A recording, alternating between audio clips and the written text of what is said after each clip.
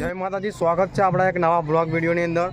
तो आज आप पहुंची गया है सोमनाथ मंदिर महादेवना। तो જોઈ શકો છો અહીંયા થઈને જવા છે મંદિર તરફ।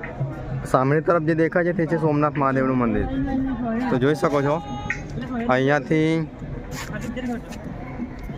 આગળનો વ્યૂ બતાવીશું અને જોઈ શકો છો અહીંયા મોબાઈલ જમા કરાવી દેવામાં આવે છે અહીંયા જો। અને આ રીતના કંઈક બહારનો વ્યૂ તમને જોવા મળે છે જો।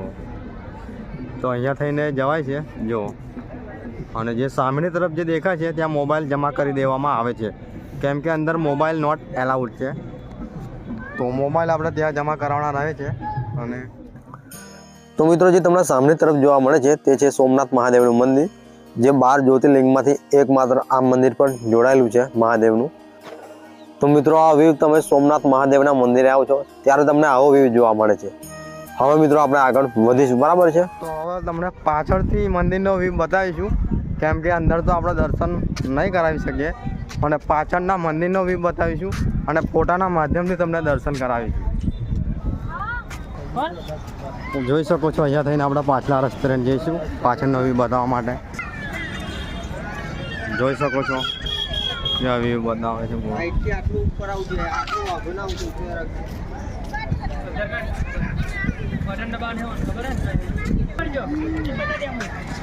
તો અહીંયા બહાર તમને લક્ષ્મીનારાયણનું મંદિર જોવા મળે છે જો અહીંયા। તો અહીંયા પણ તમે અંદર દર્શન કરવા જઈ શકો છો। પાછા દરિયા તરફ પણ જવાય છે, તો અહીંયા થઈને આપણે જઈશું દરિયા તરફ। અહીંયા ટિકિટો લેવામાં આવે છે જો। કેટલી ટિકિટ છે? તો ટિકિટ લઈ લીધી છે આપણે, જોઈ શકો છો તમે।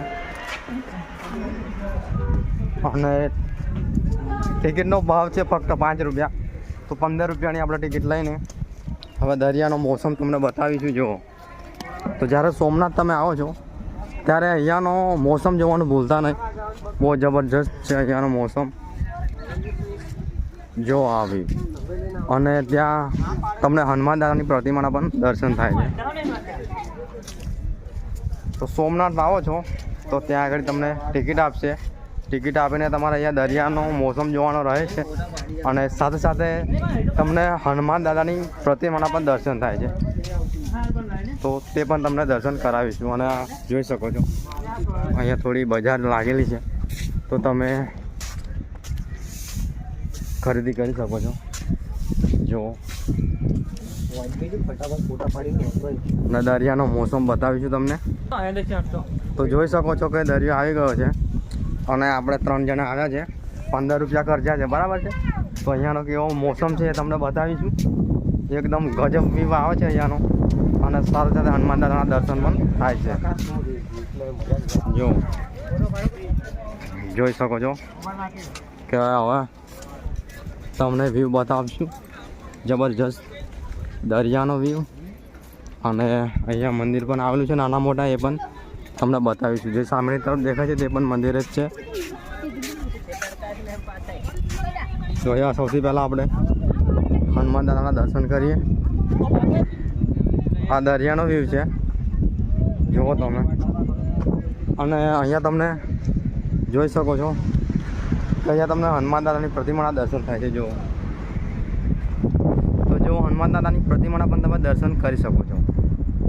અને જોઈ શકો છો કે સામેની તરફ દરિયો છે, તો દરિયાનો કેવો વ્યૂ છે પણ તમને બતાવીશું। અને અહીંયા જોઈ શકો છો અહીંયા બોર્ડ પર લખેલું છે, વાંચી શકો છો કે આ દરિયો તોફાની હવાના કારણે કોઈ પણ પ્રવાસીઓને નાહવા જવું નહીં। એટલે અહીંયા અંદર જવાની સખત મનાય છે, કેમ કે મોજા બહુ મોટા આવે છે એના માટે। એટલે વધારે અહીંયા આગળ જવું નહીં મિત્રો, તમે નજીકથી અહીંયાનો આનંદ માણી શકો છો। તો તમને વ્યૂ બતાવીશ। સામેની તરફ દેખાય છે પૂરા પથરાની બોર્ડર લગાવેલી છે જો આ। અને અહીંયા તમને મોટો દરિયો જોવા મળી જાય છે જુઓ। અને અહીંયા આવ્યા પછી એકદમ ગજબ તમને આનંદ જોવા મળે છે જુઓ। સામે પણ તમે નાના મોટા મંદિરોના દર્શન કરી શકો છો। તો વિડીયોમાં બસ આટલું જ મિત્રો।